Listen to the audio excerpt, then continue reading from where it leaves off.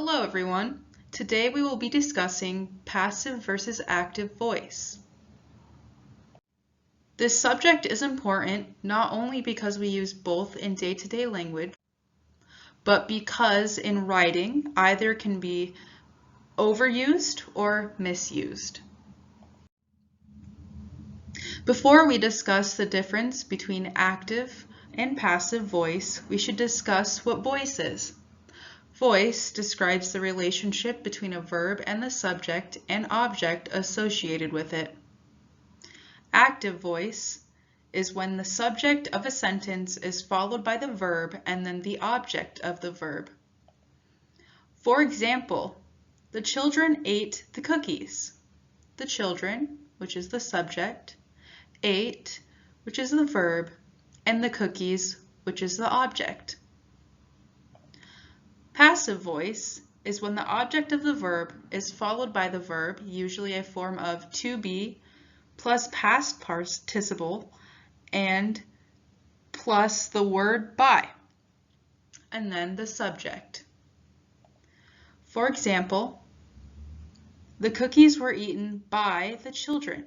The cookies, which is the object, were eaten, which is the verb, by, and then the children, which is the subject.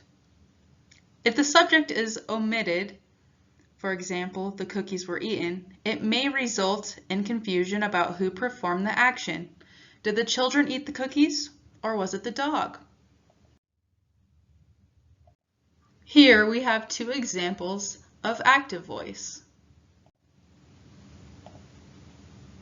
In the first example, we have the dog bit the boy. The arrow points from the subject performing the action to the individual being acted upon.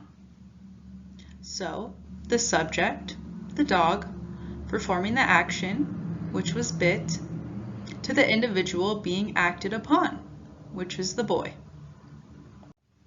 In our second example, scientists have conducted experiments to test the hypothesis. Sample active voice sentence with the subject, scientists, performing, the action, have conducted, described by the verb, experiments.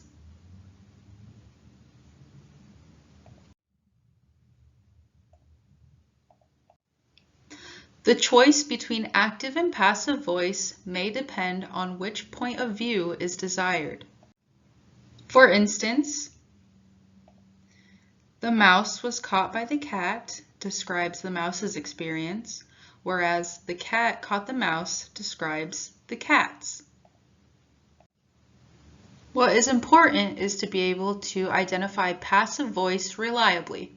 Remember that the mere presence of a be verb does not necessarily signal passive voice. For example, he is thinking about his finances isn't in the passive voice. It's just a be verb plus a present participle.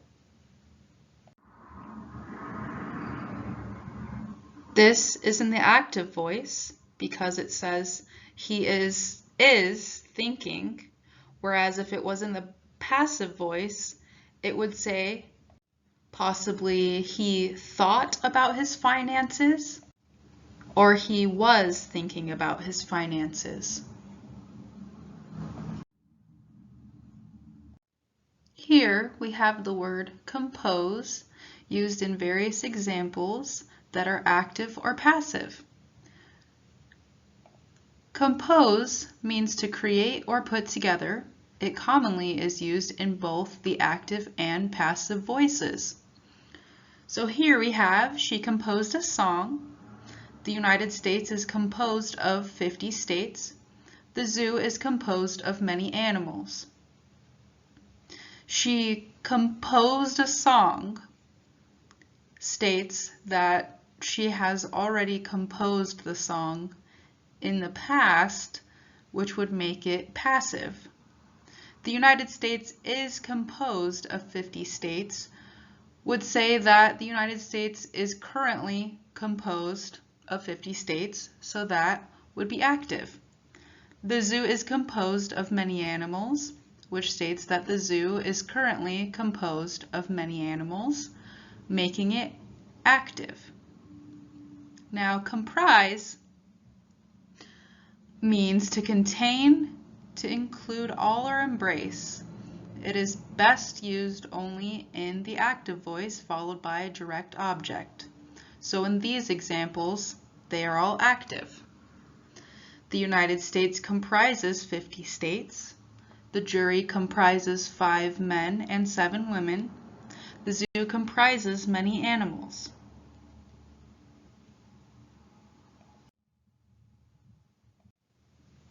Both the active and the passive voice are permitted in APA style. However, the writers often overuse the passive voice.